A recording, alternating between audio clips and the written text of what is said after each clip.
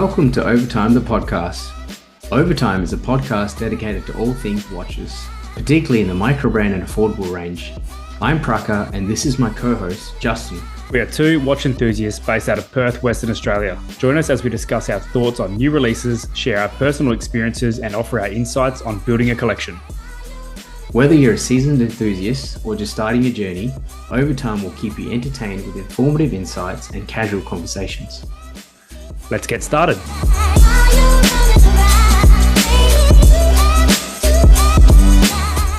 So, Justin, how you going, mate? Good morning, mate. It's different this morning, isn't it?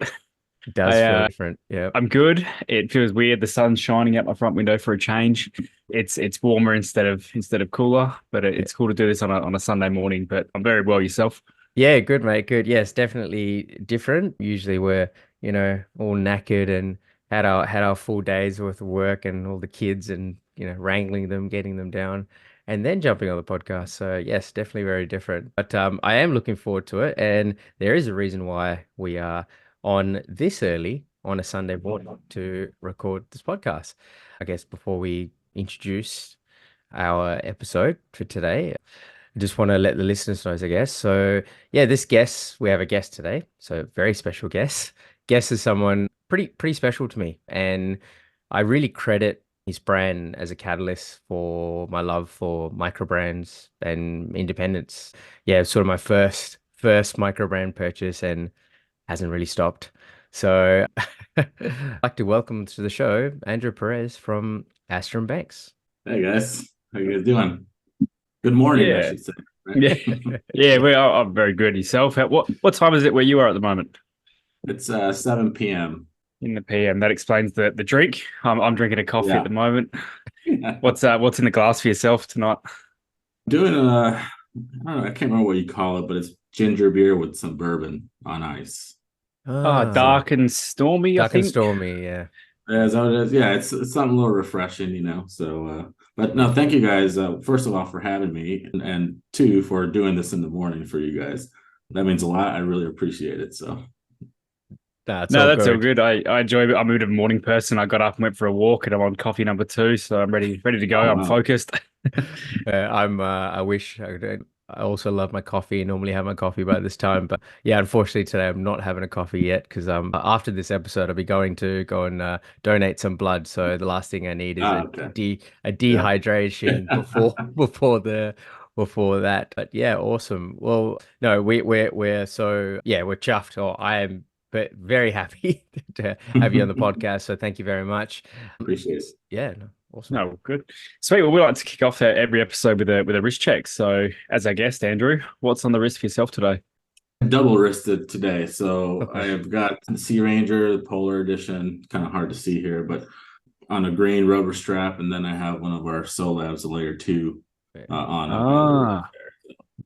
I know we'll chat a little bit about that too. But so yeah, double wristing today. Nice. Yeah, very cool. Sweet. Praka, what about yourself? Oh, had to do it, of course. It's the Astor Banks. Again, hard to see. Sorry about that. So it's a Fortitude Lite and the Polar Edition as well. Nice. Yeah, but honestly, one of my most worn watches. Love it. Can't get enough of it. And I've influenced 2 other people personally to purchase the same watch in a different colorway. Awesome. Since I bought it. So yeah, thanks for that. Oh, thank you for that. Yeah, appreciate it.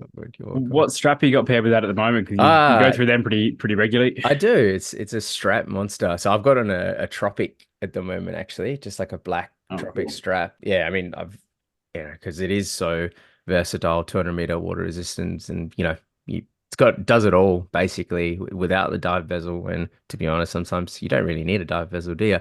But as long as you can take it so I take it for a swim. I wear it with a suit. I've done it all. But this time it's a bit hot outside here at the moment. It's summer in Australia, so I do enjoy it on a rubber or a Tropic strap on the occasion. Sweet. No, very cool. And yeah, one of my favorites in your collection as well. Thanks, mate. Thanks. So, well, for myself, I was a bit lazy this morning, so I wore my Black Bay today because I left it downstairs yesterday and could not be bothered going back up with the aircon not working. It gets extremely hot upstairs at the moment, and yeah, just couldn't be bothered going back up. So it's on a CNS burgundy ribbed NATO. Nice. Yeah, one of the staples in the collection. It my more or less an everyday wear at the moment. I've worn it for 6 days straight. That and the Boulder have really taken over my collection at the moment.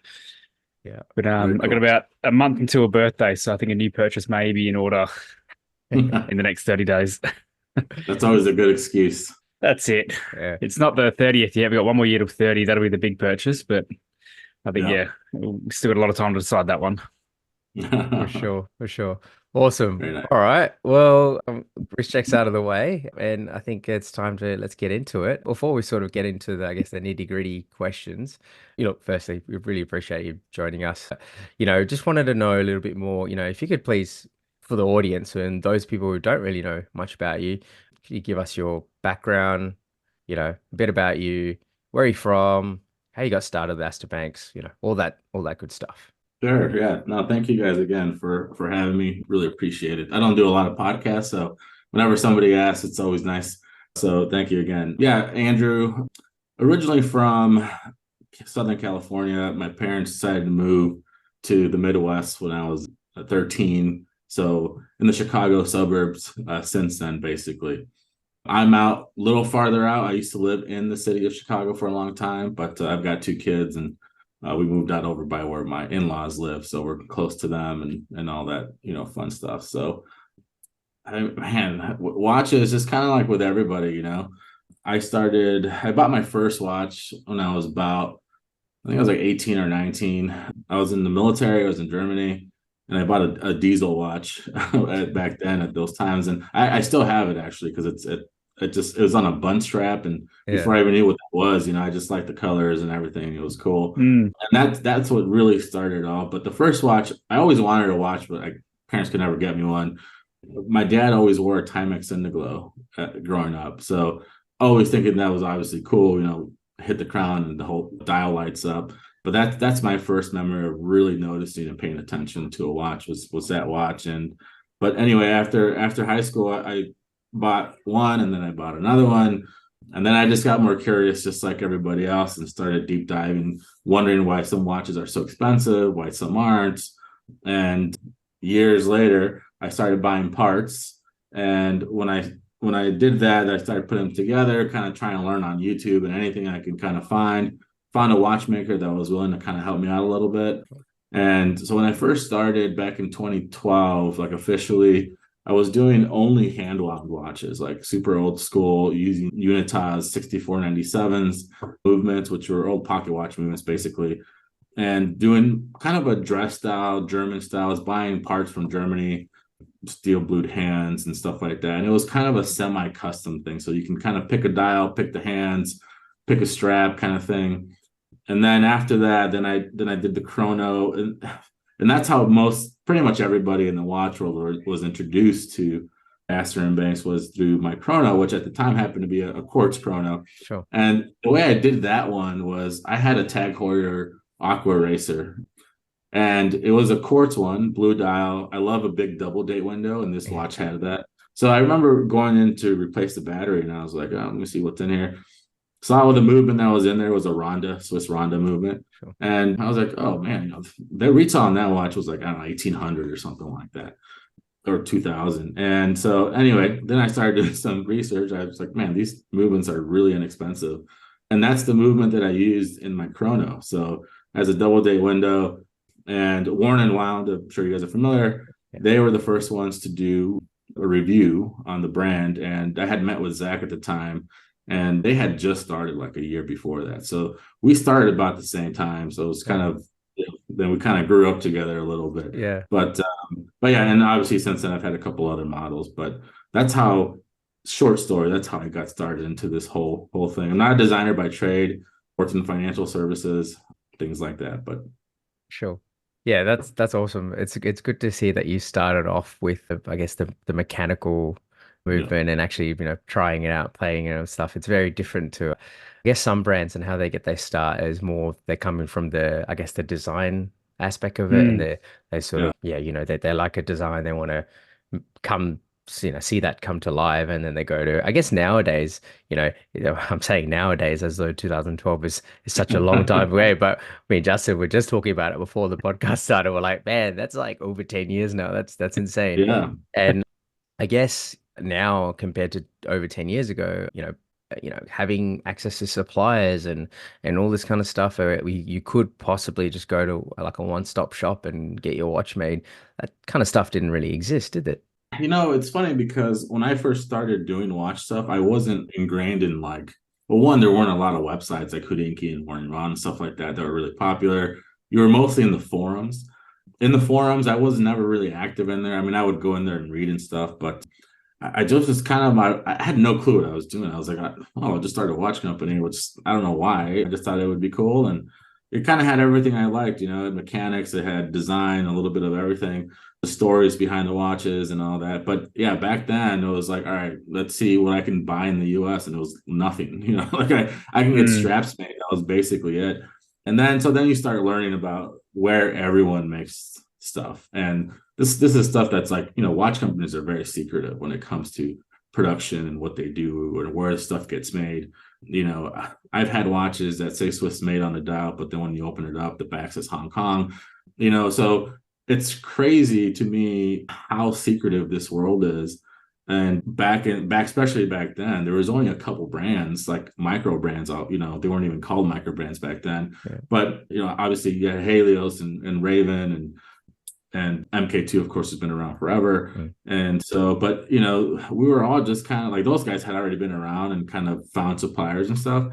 And I was just trying to figure it out. And luckily, I became good friends with those guys. And it's uncommon, but shared how we were doing things. So that was really, really cool. So I built a really good relationship with those guys.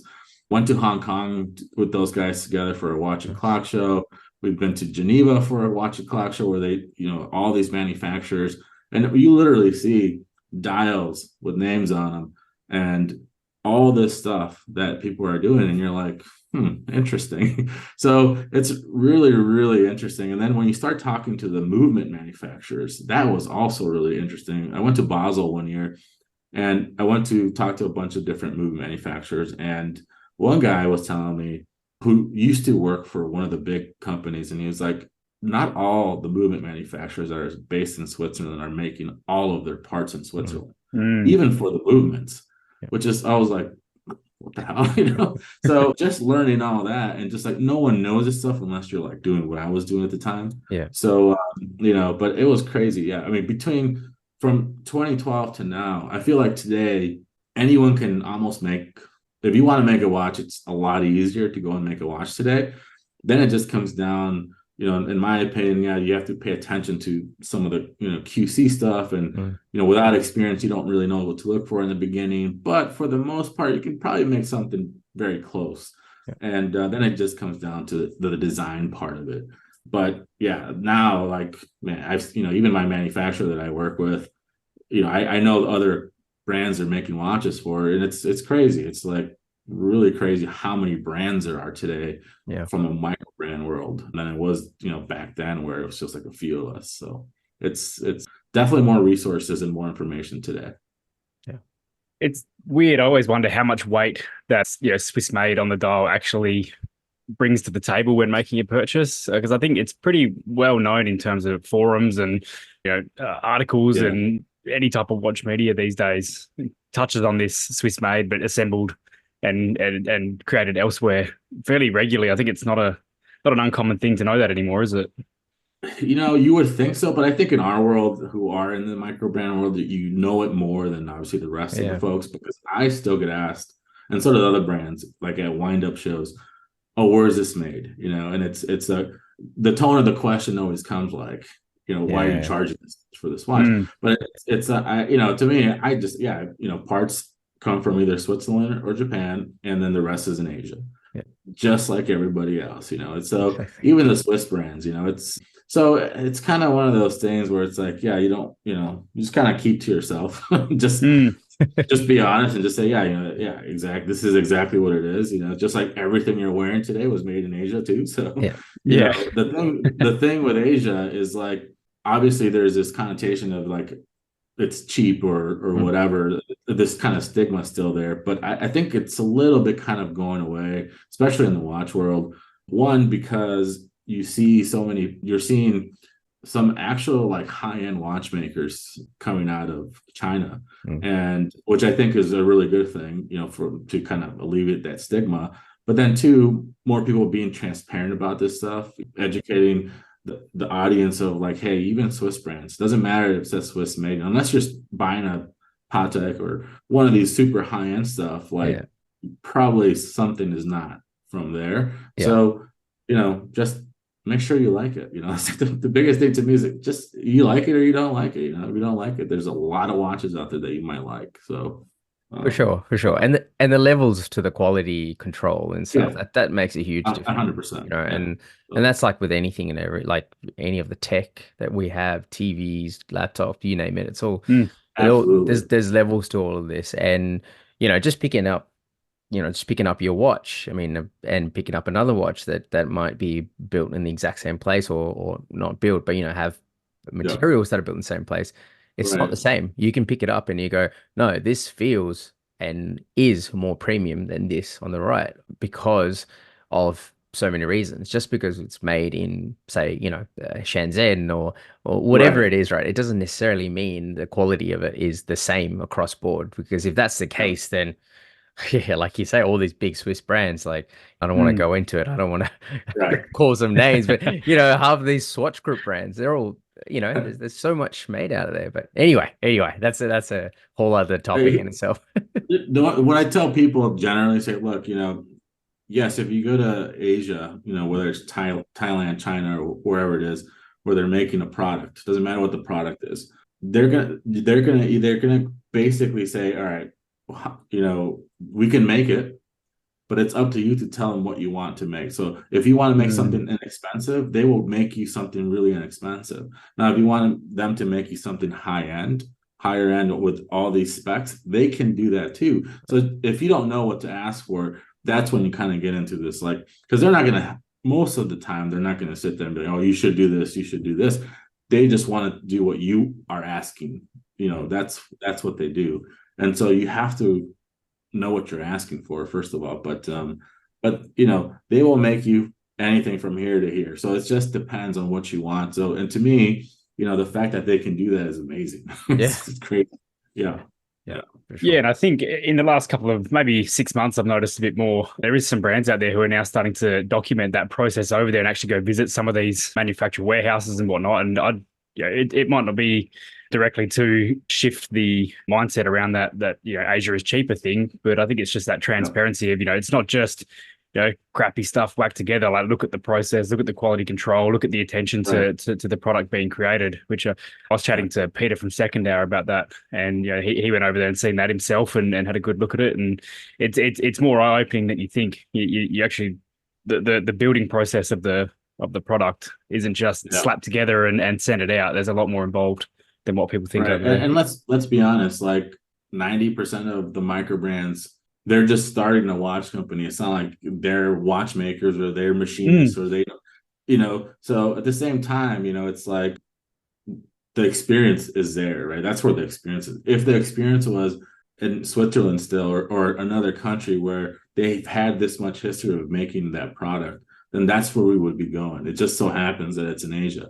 So, I don't know more. Now I know more, of course, about, some of these things, but most brands, they're just like, the number one thing is the design part of it. My input is in design. I don't really know about tolerances. I don't really know about, these other little things because I didn't study that. Right. So you have to do a lot of work before you and you learn by trial and error too, of course. But, so it's just when I hear people, even assembled in the US was a big thing when I started, and it still kind of is. But at the same time, it is a new brand that's not a watchmaker.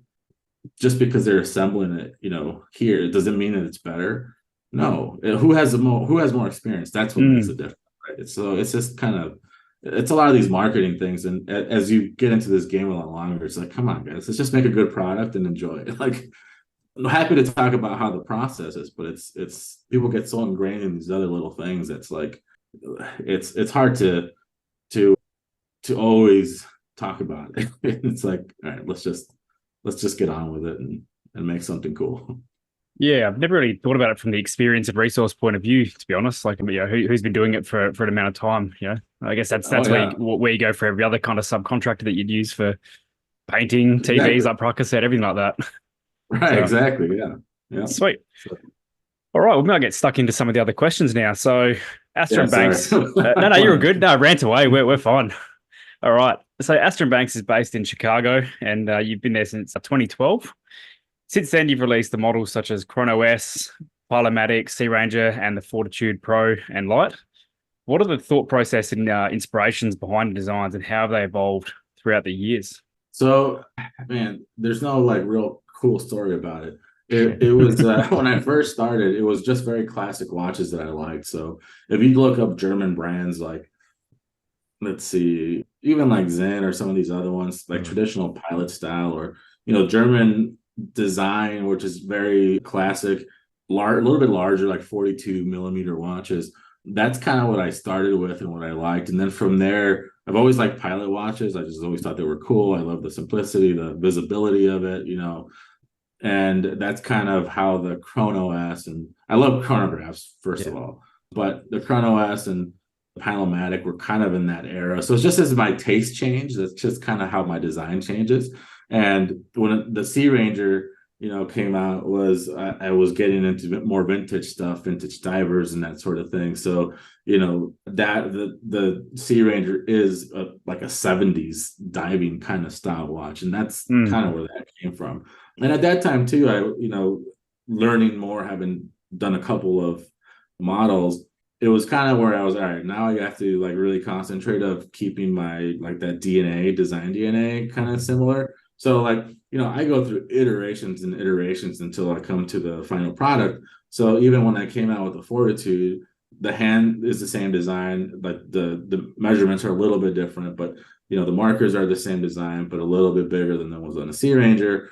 So that is all kind of in that same style, but the case and everything else, so it didn't look what it looks like today. It looked totally different. The case was an asymmetric case because I wanted it to play off like the Sea Ranger, which has an asymmetric case, but I wanted it to be more of like a everyday type of watch, not a diving sport, type of watch.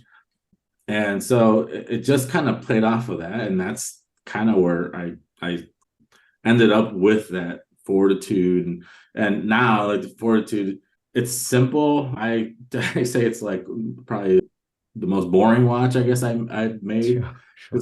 Some of the other stuff I had in the past, because I used to do some other things too that were hand wound, that had sandwich dials, and like some other, anyway, just a little bit different than what this is today. But I think it did well because it's so easy to use, and it's just a great everyday watch that you just put it on, and forget about it. And that was the goal for that watch. But yeah, from a design standpoint, I really like the 70s and 80s to some point, that kind of design era. So that's kind of where I draw some of that inspiration. Even with the Sea Ranger, it was like a Universal Geneve Polar Otter sub that I had, and I was like, I love this watch. So it was kind of an iteration of that, and try to make it my own thing. And I think it did well enough where I think that worked. And then the Sea Ranger M2, which I'm working on, I've been working on that forever, but that's coming out in the springtime. But that is also going to be an iteration part of the Sea Ranger family. So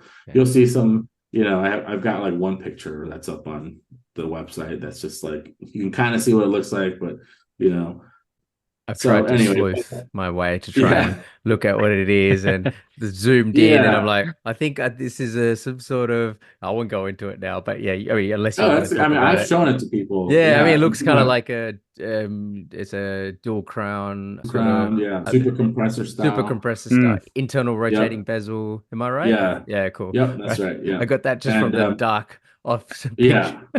Yeah, and I've shown it at like the last 2 years at Wind Up just to get people's feedback, and the feedback has been awesome. So, and I've changed some things, which is why it's been delayed, and I added a different strap. Now I'm gonna add a rubber strap, an FKM strap to it that I'm redoing, and have to get a mold for it, so it's not just like a stock one. So those little things that I wish I didn't think about so much, and just get the product out there. But but I think people are gonna love it. Yeah, no, I appreciate that. And, sometimes you see so many brands pumping out Mm, models after models after models, and that's completely fine if you got that sort of, I guess, backing or you have that many people working Right. there. But when it's Right. like yourself and things don't happen as fast because one, it's like you say, your passion towards I want to get things right. I want to work on these things. And it's funny. I mean, it's not funny, but I didn't quite know your relationship with Jason as from Helios, I guess until before just what you said. I feel like his process is very similar as well from what I speak to other people and what I've read in the forums. It's like, Mm-hmm. he's iterating. He's going to try this now. Oh, I don't really like that. I'm going to try this now and try and like that. And I guess Yeah. that can bring frustrations to a lot of, micro brand enthusiasts or customers. But I think if they realize the process that has gone through to get to the final product, then they'll go, oh, actually, let's give them a Yeah. break. No, 100%. And Jason's a great example of that. And Bill from MK2. Yeah. Those guys have been around for a long time, and they put so much time into it. So obviously it works, but same thing. I mean, you read the comments, people get pissed. mm, Why it's taking so long, or where's my order, and that sort of thing. So you kind of have to keep that in mind. And if you want to keep growing too, and I don't want to just like keep spitting out the Fortitude Sea Ranger, Yeah. So this year, my plan this year is to have not just the Sea Ranger M2, but bring the Sea Ranger back as the second iteration. Right. I've got another field watch that I've already did a sample that's not like the other ones, but that's going to go now to the second prototype iteration because I'm like, yeah, I don't like this, and I like certain parts, but I got to kind of start again, and so it's a long process, but. So this year, hopefully, I'm hoping to have more than one watch available on the website. Awesome. yes, but yeah, consumer frustration is a topic we talk about fairly regularly, and I think what we come down to every time we bring it up is you really can't please everyone, can you? People No. ask for more, and then they get frustrated about the rarity of the product not being there anymore.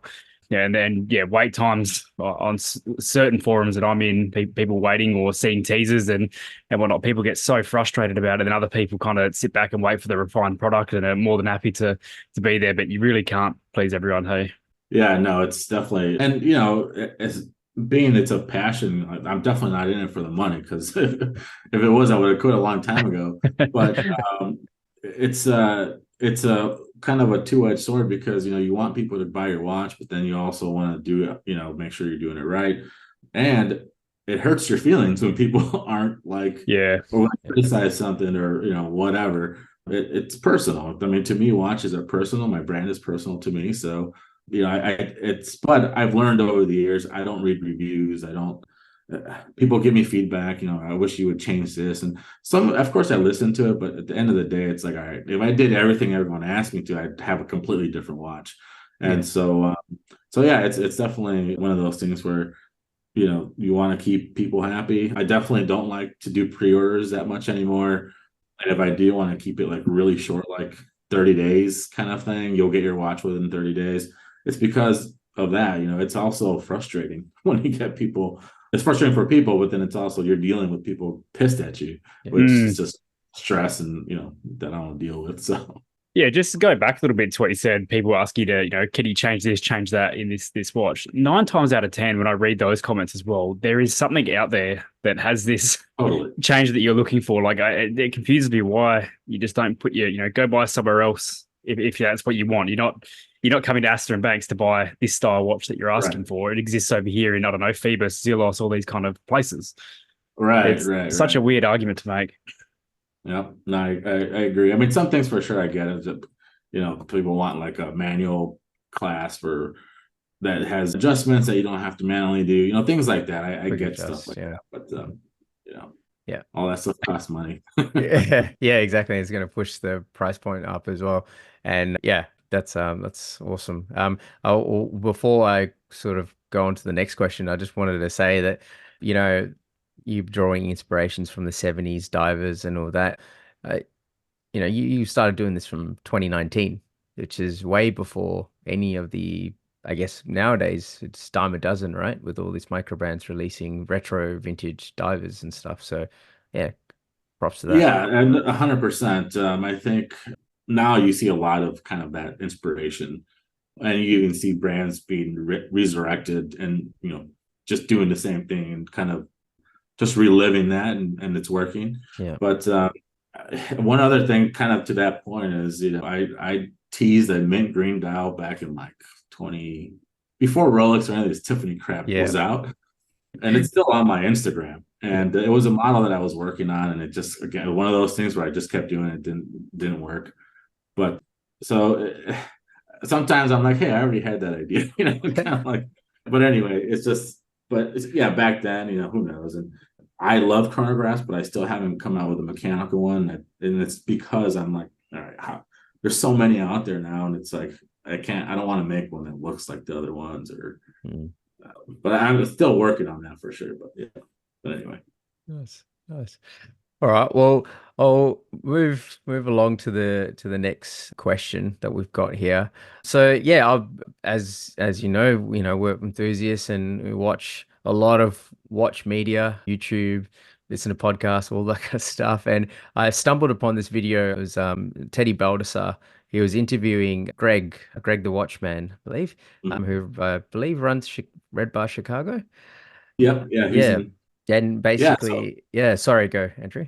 No, go ahead. I just wanted to say that, for all the audience out there, I mean, everyone listening podcast, we'll leave the link to the show notes. Just an incredible and absolutely touching video, by the way. Like, it's definitely a one to watch. But he brought up this, I guess, a concept. It was called Matter of Time. And I was like, oh, that's cool. What is that? And then I saw the watch that was with it, and I was like, oh, cool. It's an Astor Banks. Like, and you collaborated with them. And, I thought it was a very interesting, very different concept. I haven't really heard that in this sort of watch media, watch space at all. So yeah, I was hoping you could tell us a bit more about it and audience as well. Yeah, definitely. So Greg is in Chicago. I met him through, Red Bar years and years ago, and became good friends with him. He's just a fantastic guy, super nice, super inclusive of everybody. And he's had some, if you haven't watched the video, he's had some crazy stuff happen in his life. And even, other stuff where he's had cancer, surgeries and stuff like that. He's got 2 kids. And even with all that guy is still the most positive guy I've ever met in my life. So he's a real inspiration of just a good person to be. You would like to be, especially after all the stuff he's been through. But Matter of Time, another local Chicago guy, he started this. It's called Matter of Time, and it basically, the whole concept of it was, he wanted to create this little community where you team up with a watch brand, and you make a watch limited to certain 50 pieces or whatever it is. But the whole point of getting that watch is not for you to keep it, it's for you to pass it on to somebody else. And doesn't have to be a family member, just somebody you think is deserving of the watch.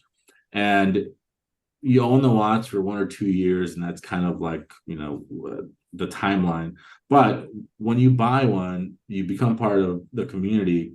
You go on their website and you open up an account, and it has kind of like almost like a forum type of platform, and almost like a journal, and every watch is numbered. So you go in there, and watch number, he calls them capsule number 5.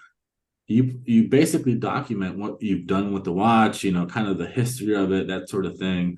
And then once you're ready to pass it on to somebody else, whether that's your best friend who's not into watches, but he's going through something, or he got to promote big, anything like that, big events, you pass the watch on to them. Then they come on and start adding to that same capsule, and they put their story on it. So you're basically capturing, the history of this watch and different owners, and they're all tied to, back to the first person who had it somehow. And I thought it was really cool. No one's really doing anything like that. And the gentleman who started, his name is Mark, really, really great guy, another watch collector. And he had purchased a Fortitude, came to my office, and we just started talking. And he told me about the project. After he bought the watch, he took it on some adventures. He's like an ultra marathoner, crazy guy like that. And him and his partner who did it, he took the watch biking and all these other things. And then so that's how we teamed up, and they asked if I wanted to do the first one, which was, amazing. And that's how that watch came out, that product, or, that particular watch came out, was by doing all that. And yeah, Greg bought one, of course, as you saw in that video, and a couple other folks. I have one as well. And yeah, it was really, really cool. And I was just honored to be, the first person that they picked to do a watch like that with. So yeah, it's awesome to see ideas and stuff that is coming out, not just from the watch itself, like, innovation coming from the community instead of the actual piece. That's cool. Yeah. And he's had some coverage too on Warren Wound and things like that with this project too. So it's exciting to see what else he'll do next, and who he'll do another watch with. It'll be really cool to see. For sure. And yeah, it's cool to see those, I guess, a charitable portion to it as well, giving money away to charity. And that's always a great thing to see. I mean, I think me and Justin touch on this quite often in this podcast, is that we're in a very privileged position to be able to enjoy this hobby. It's not, and for sure. And I think, anywhere where any brand does some sort of, I guess, a charitable side of things, it's fantastic. And give you props to that. I'm pretty sure this is not the only thing that you've done as well. I think there's a couple of other sort of charitable stuff you have done. I don't know off the top of my head, but I'm fairly sure you have. Some military stuff. Yeah, definitely done some military stuff before, some programs, and I've done other collaborations, of course, but so this one was I think the most unique one for sure. Never heard of this concept for sure. It's refreshing to hear, something positive and heartwarming as well. There's a lot of shallowness to the collecting, to a point when you hear, I think most of the forum topics these days are resale value and price point. 100%. So it's really nice to hear stories like that.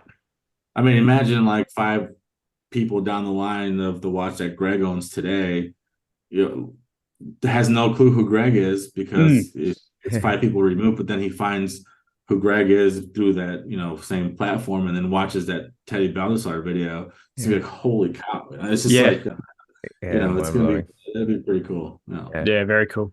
Yeah, it's awesome. I mean, I've got plenty of vintage watches, and sometimes I do think, okay, hey, I wonder who owned this. I wonder, where it's from, who's owned it before, who knows? And that's really cool. Yeah. It's really cool. Yeah, awesome. That's kind of like myself. I've sold a lot of watches over time, and a lot of them have been, around the country on random work trips to put towers up, and people would have no idea where they've been, or the heights and storms and stuff I've been through. It's kind of cool to think about now. Yeah, definitely. Sweet.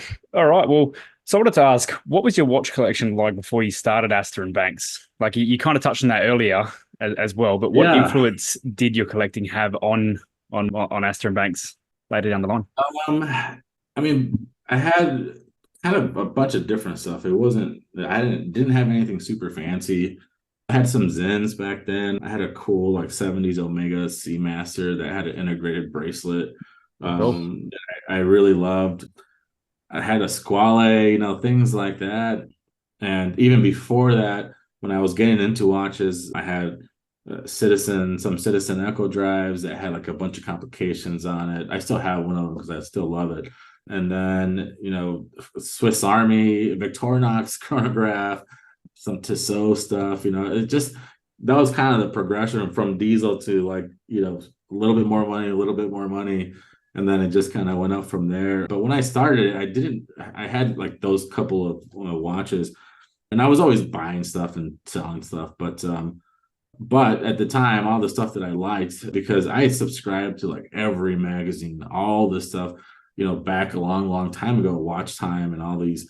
And I remember always seeing like, F. Pigeon and Vuitton and all these like brands that today are super, super famous guys now. But I remember no one even, like was talking about these guys. And I just saw them through the magazines and, it's cool, and that's how I knew about all these people. And then they just like blew up after Hodinkee kind of, not exposed them, but kind of brought more light to them. So, but anyway, I don't know that my collection really kind of inspired how I designed the watches. I'm sure somehow subconsciously maybe it did, but I never looked at it as collecting. I just looked at it as like, I just have watches that I like to wear and interested in the mechanics and all that stuff. But all the stuff I wanted, I could never afford. So, Yeah.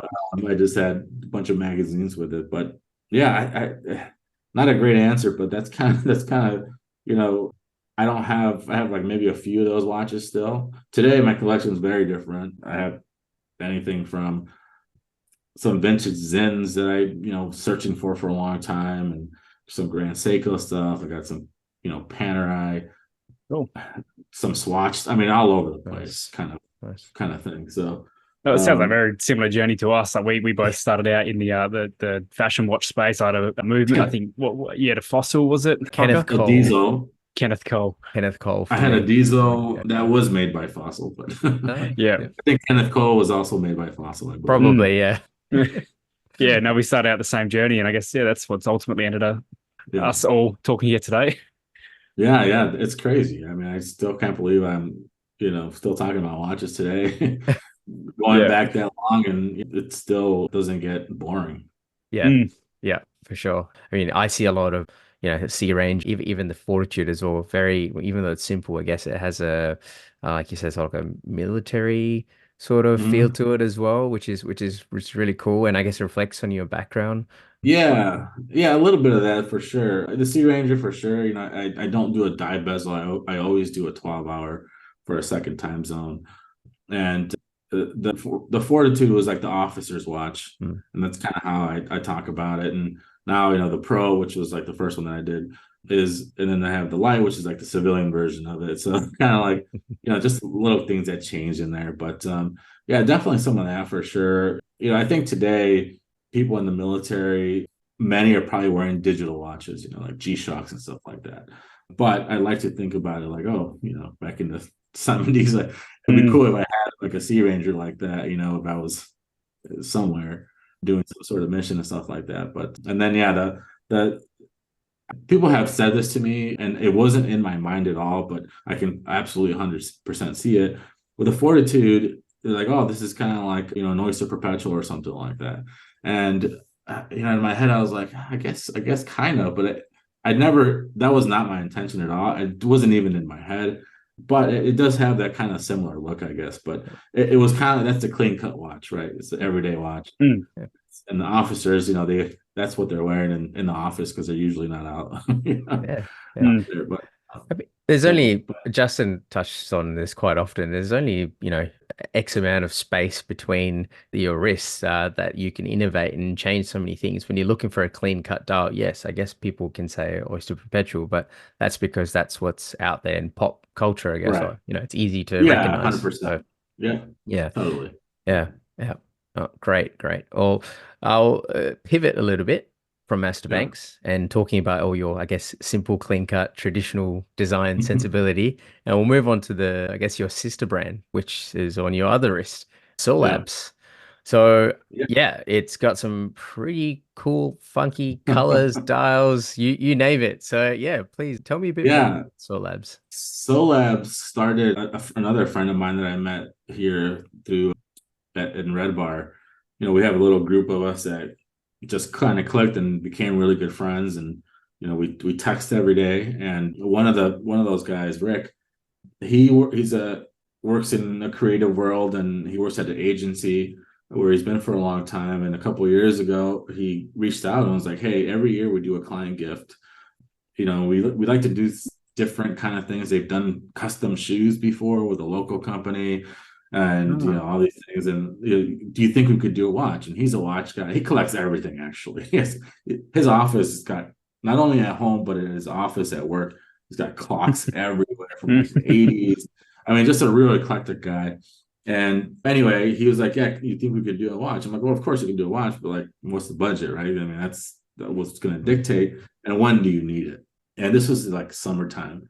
He's like, "Yeah, we can't spend more than like $50-$60 on each client." And I was like, "Okay, so I don't know." And then we need it like December. I'm like, 6 months, no way, And so anyway, long story short, I said we can pick maybe I can find something cool that's like a Swatch type of watch, inexpensive quartz movement, and we can just pick colors and it'll be faster. We don't have to do a new mold and all this other stuff.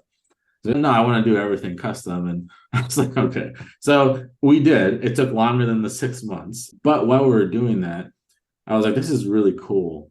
I've never, this is not anything like I'm doing, right? So we should spin this off into a brand. And we did. And that's how Soul Labs actually started. Our first watch was a layer 1, which is like a variation of what we did for his company, where it had a Miota quartz, had an acrylic clear case. And anyway, we had a couple different colors, really fun, like 175 US. And that's what we did. And then the second one, which we have now, is a layer 2, which is more for like the enthusiasts, because it's got a Salida movement in it, custom rotor, custom wheels, date wheels. And that watch, I mean, the whole point of this brand is just like obviously very different from what I'm doing. Rick does, the design on it. I put my comments and 2 cents into it, and hey, we can't produce that, or how are we going to service this? Because some of the ideas that he thinks about or we talk about are just not doable. And anyway, so the name it's just like Japanese, and it's it means like layers. And part of his company watch that we did, like their whole messaging to their clients was like the different layers in their relationship with their clients. The reason there was a clear acrylic case was because of the transparency and and all these other things. It was like this cool story around it. And so now we added labs to it, because we don't just want to do watches. We just kind of like, hey, what can we try to do? So for instance, right now we're working on a clock, a table clock. Nice. Wow, It's cool. going to be it's already prototyping right now, but it'll be a table clock that's very much like the layer 2. So same kind of dial, hands, and all that. So just do different cool, funky stuff like that, and play around with shapes and colors. And if you look at 80s clocks, a lot of the clocks in the 80s, the hands were always really funky design, like weird shapes and things like that. So you'll definitely see that in what Soul Labs is. But yeah, that's what Soul Labs. It's just kind of it was a side project that kind of came to this, and now we're on our third product. So it's interesting. Definitely not somebody's first watch. I mean, it's very, very design forward, but we having watch guys behind it. Like I said, it's got a Salida SW220 custom rotor. The wheel, so the 220 is a date wheel. So instead of using the day and the date, we're like, what can we do with the wheels that's already there that is more for an aesthetic kind of thing? And so we came up with doing a color gradient, painting the wheels with a color gradient. So every day, so we have a cutout on the dial so you can actually see the wheels behind. Every day you're going to get a slightly different color when the day changes over on the dial. So you're never going to have the exact same color on your dial, and it's just for aesthetics only. Yeah, that's cool. That's what that watch is. It comes with a really nice bracelet, a strap that we have a local strap maker here called Vablenis do for us. Really, really nice strap. So it's definitely a higher end piece. And it's $12.95 US, and I think for that price point right now, I can't think of another watch. And I put people to the test on this. I'm like, can you think of another watch that looks like this, anything like this, and that you're not spending $5,000 on? I can't. At $1,300, I can't think of something else that's like, am I going to get this one or this one, right? With Astor Banks, it's my brand. Am I going to get a Fortitude, or am I going to get, this other watch? There's a lot of similar kind of style watches in the same price point, but the layer 2 stands by itself. And I can't tell you, every time I wear it, I get stopped. Somebody asks me, what is that?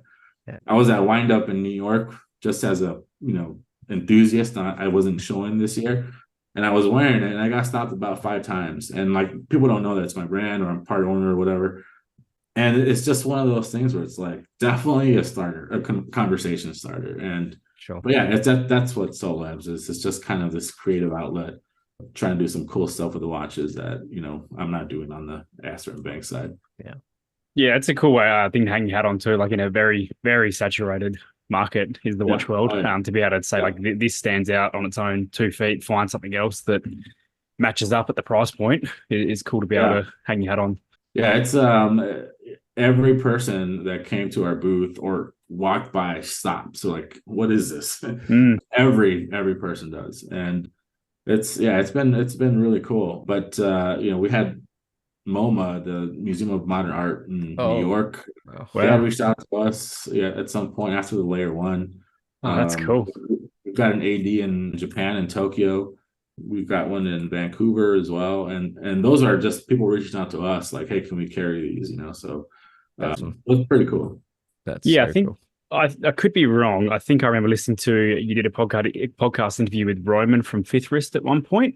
That I remember hearing that. And it's pretty rare that you hear. Yeah, he deals with a lot of watches and talks to a lot of independent brands doing different stuff, and it's pretty rare that you hear him kind of go, "Whoa, this is very different." I remember that interview was excellent to listen to because you kind of it's acrylic, right? The layer one, that was what you. Layer one's acrylic, yeah. Yeah, I remember him speaking about that. This is obviously before the whole moon swatch and bio ceramic, all that sort of stuff came out. So it was very, I guess, unheard of and new to the scene. But I remember him kind of being shocked about the price point and where it came from and how it came to, which was a cool. I recommend go listen to that. Yeah, they both got a layer two, which is cool. Oh, cool. Yeah, Roman's a great guy. He's really good to chat to. Oh yeah, very very cool. He's got a really cool collection. Huge collection too. Sweet. All right. So I guess last question before we start to wrap things up is what's next for Astor and Banks? The Sea Ranger Mark II, as you said, is due to come out this summer or winter for us here in Australia. But could you tell us anything more about 2024 and 2025 coming up? Yeah. So the Sea Ranger M2 is my main focus. It'll be spring probably when it comes out, but that one's going to be out in 4 colors. It'll be blue, black dial, and a green dial, like a military green dial, and a brown dial, like a tobacco brown. Cool. Yeah, nice. And they all came out really cool. And so that's going to come out. That'll come with an FKM strap. That's very 70s as well. And so that's next. The Sea Ranger is coming back. So Series 2 of the Sea Ranger. That'll have an SW300. It's going to be thinned out a little bit. But that won't be till later in the year. And then, like I said, I'm also working on a field watch, 38 millimeter big crown, and, sandwich dial on it. And the first one came out, I liked it, but I wasn't in love with it yet. I showed it to a couple of friends and they actually really liked it. So it's kind of like hard for me to be like, well, they like it and I don't like it, as much. So anyway, I think that will be a really cool watch. So that'll be coming out hopefully in the fall. I'll be able to kind of get my shit together and get it out by then. And more Fortitude Lite. I'm going to do another round of those. The pros are coming out in a couple weeks. And then as far as another watch for 2025, some of this will bleed into 2025 100%. Yeah, for sure. Probably like the field watch for sure. But yeah, probably, and also different iteration of the Sea Ranger M2, I'm sure, will bleed into 2025. So I've got tons of ideas, of course. It's just kind of like, which ones do I spend money on? And so, yeah, and a chronograph, I'm hoping in 2025 I'll finally have my chronograph out. Yeah. Exciting times. Very exciting.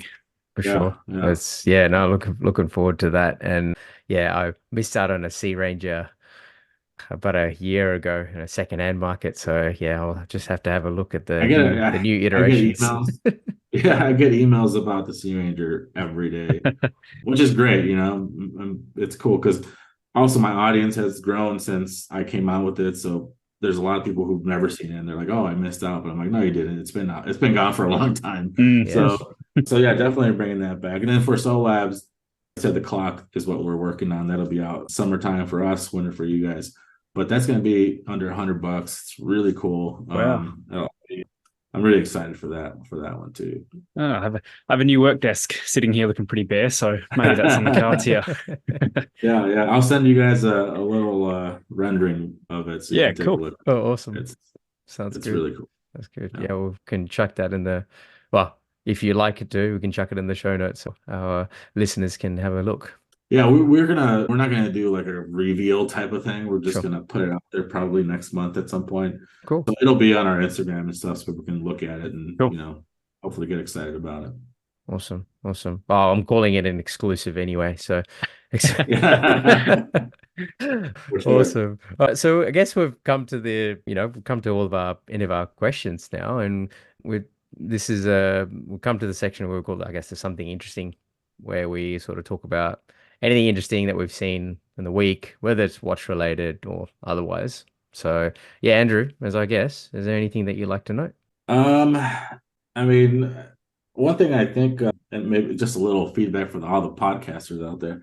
I always want to know what other micro brand owners have in their like personal collection, because there's a lot of micro brand owners out there. I've met some who I don't know if they're watch people, and so I always wonder, like, well, what's the motivation behind doing this if you're not really a watch person, like for a micro brand? So anyway, I'll share a watch that I just got, and it's actually my second one. I have two of these. It's a chronograph. Like I said, I like chronographs. It's from like 1981. And are you guys familiar with the Porsche design IWC that they did in the 80s? Yeah. Well, Audi at the time was like, yeah, we're gonna do one too, Audi design. And they had Certina make one for them. And I saw a guy wearing it at a windup like a couple years ago. I'm like, what the hell is that? I'm like, it's really cool. So then I went on a search. I ended up finding one like last year on eBay. It was just a watch on a strap. And I didn't know anything else other than that about it. And then when I got it, I did some more research and I was like, oh, there's like a white dial one that I'm like still hunting for today. But it came with this box, that like the presentation box, with a bunch of different like straps. But the watch, you can take it off of and I'll show you real quick. So this is the watch here. Nice. And it's got a 7750. Cool. It's got Quattro on the crystal, and then on the top it says Audi design. But you can see these crown guards here. They're crown guards, but they're also the pushers for the watch. Start stop. But then the bottom one, you push it in a little bit, and it comes out. Oh, that's cool. Yeah. So then it comes with a bracelet and a couple other ones, so you can switch it out. So this is the first one I got. For people listening, the watch has just come off the watch head is off the bracelet. Yeah, exactly. I'm just shocked. Is the second one I got, and this one is on the bracelet, and it's new old stock. I just got this like 2 weeks ago. And it was never worn. It came with all the straps. And anyway, so now I have two of them. But anyway, it's a Certina Audi Quattro that they came out with. I think it's an 81. It's really, really cool. Yeah. So people can look it up and see what I'm talking about. But it's super cool. Just a watch that most people have never seen or even I've never seen that. Never heard of it. But I absolutely love it, especially if you like something a little funkier, because of those crown guard pusher thing. So such a unique design. It's like I've just chucked a picture in of the box that you're just talking about. So Justin, if you have a look, you can see the I have box. it on my other Instagram is at Central Time 312 is my personal watch Instagram. So I put it up there a couple of weeks ago, but it's so cool. And then you just slide it in, and it just clicks in real quick. And that's it. Yeah, that's awesome. I feel like my kids would love that because they love a dive bezel and whatnot. I feel like they'd be obsessed with that. Yeah. Well, I thought about, like, man, I should try to re-engineer this part and then design a whole new chronograph around it. Oh yeah. Do something like that. That I thought would be pretty cool. Yeah, it's super. Yeah, like I said, racing inspired. Yeah, has that sort of bit of that Gregario design as well. Seiko Gregario and a bit of mix. Yeah, exactly. Yeah, it looks like an instrument, doesn't it? Yes, very cool. Yeah, but just back to the reason you brought that up with other brands and collecting and stuff. That was one of the big questions I had before starting this as well. Was are the micro brand people actually watch people, or are people taking advantage of the market and seeing a dollar sign at the end of it? And from the people we've spoken to so far, it seems like everyone was into the tinkering or the collecting side of things before starting the brand, which is awesome to see. It's very cool. That is cool. But that's kind of I always wonder, because when I see these guys at these shows, we don't have time to talk to each other. And if we do, we're not like, hey, look at this new watch I just got. I always bring a watch that I have or from the personal collection when I do these shows. But it's just kind of fun to hear what they like, right? So saw was it a post? It's Zelos actually. Everyone was like, "Oh, I wonder what it's in his personal collection." And he said something like, "Oh, yeah, all my watches are Zelos's." I was like, "That's pretty cool." Mm. I mean, that's dedication to have just your own watch. But it's cool, I I can't guess. do that. I I wear my watches like maybe once a week, Yeah, and I have something different every day. I for don't sure. ever wear the same Yeah. watch. Because you're an enthusiast as well, right? And you like Yeah. your watches, Oh you like yeah, it's different hard for me. And inspirations and I stuff. Yeah, have, yeah, I have microbrand watches too. I mean, I have Raven, I have some Helios and some Mark Ah, II very stuff. cool. yeah, I got a bunch of other stuff too. But yeah, I love vintage chronographs. I got some vintage Seikos, oh yeah, things like that. From what I fantastic. know about Zelos and Elshan as well, because I've been in that forum for a long time, is he makes some unicorns and one of ones that just stay in his collection that appear every now and then on those forums, and people Yeah. froth them. Hey, they really get worked up about these one for ones that he whips up in the lab somewhere. Yeah, yeah. I give either give or someone buy them some prototype stuff with like just close friends that are Nice. Yeah, watch cool. people, and so they'll have something that, that That's wasn't awesome. available. Like That's so cool. And Astor Banks FNF. That's awesome. that. Yeah, exactly. Maybe you should, Sweet. yeah, release like a little sub collection, an FNF collection. Yeah. So, Uh, my something interesting this week wasn't anything watch related. I've been pretty busy preparing my return to work after 7 weeks off. But I Oh watched a wow. series on Netflix this week called Boy Swallows Universe, and it was recommended to me by someone. It's a full Aussie cast. It's an Australian show, and it's one of the going. I couldn't tell you the last time I watched something that really gripped me that much and really kind of pulled at the heartstrings and gave a good watch. So yeah, if anyone Mhm. wants to kill a bit of time with some, I think it's a it might have been seven, around the 45 to 50-minute episodes. oh, yeah, Excellent nice. watch out of an Australian show. I wonder if they have it in other Netflix I think they do. I recommended regions. it to a relative in the UK and they found it as well. Okay, So fingers crossed, but excellent watch. Really good. awesome. All right. Well, I guess yeah, my something interesting. I saw this brand in Japan, which I thought was doing some really cool stuff. And I think I kind of I'm gonna butcher their name. I apologize.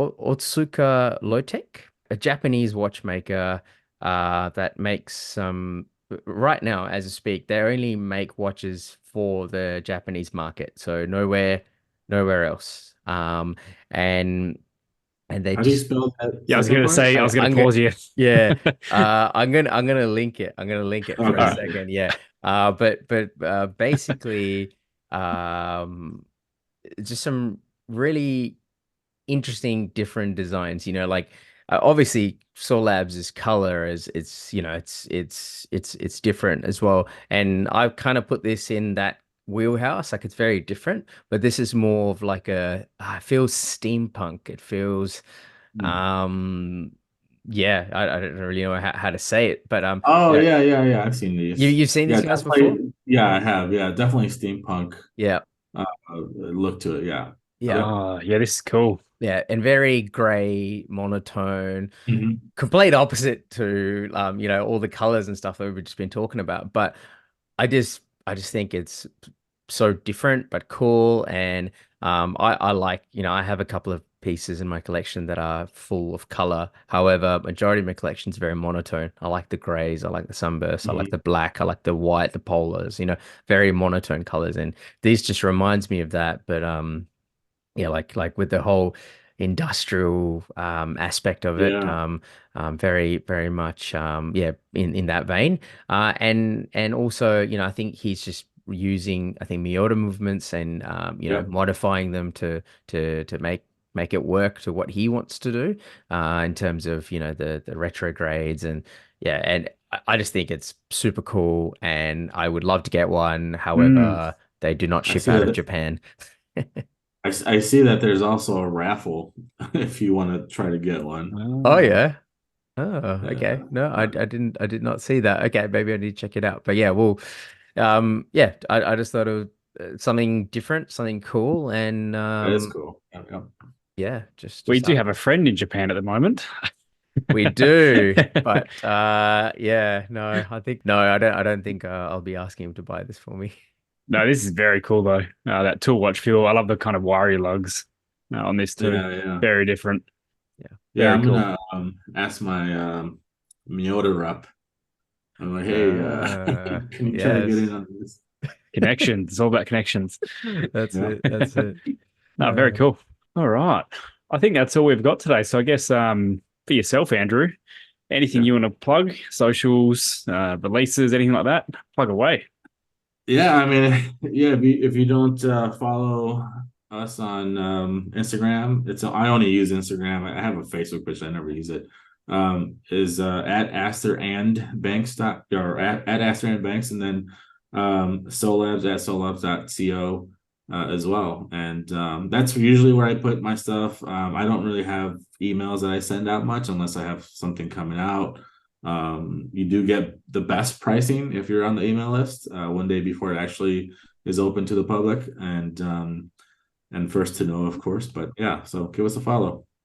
Yeah, for sure. And don't worry, listeners, we will have all of that linked in the show notes. And yes, get on the email list. That's how one of my close friends who I influenced to buy bought his Astor Banks as well through there. So fantastic. Nice. Awesome. Well, look, I have had a fantastic chat, and I hope you've had a great time as well. Yeah.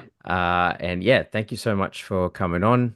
We really appreciate your time. We would love to have you on the podcast again at some time in the future. You know, if you'd like, we're more than happy. Absolutely. Yeah, maybe when I finally get my the Mark II Sea Ranger 2 out, we can do another one. But yeah, absolutely, would love to be back on. I appreciate you guys your time and having me on here. It does mean a lot to me, so appreciate it. Oh, thanks, mate. Thank you. Anytime. All right. Well, if there's nothing else, we'll call it. Perfect. Take care, guys. Thank you for joining us on OverTime, the podcast. We hope you enjoyed this episode. You can find us on our Instagrams at OverTime the podcast, at Kinda Average Watches, and at Horology Capture.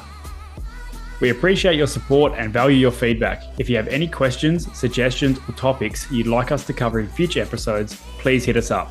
We would love to hear from you. Until next time.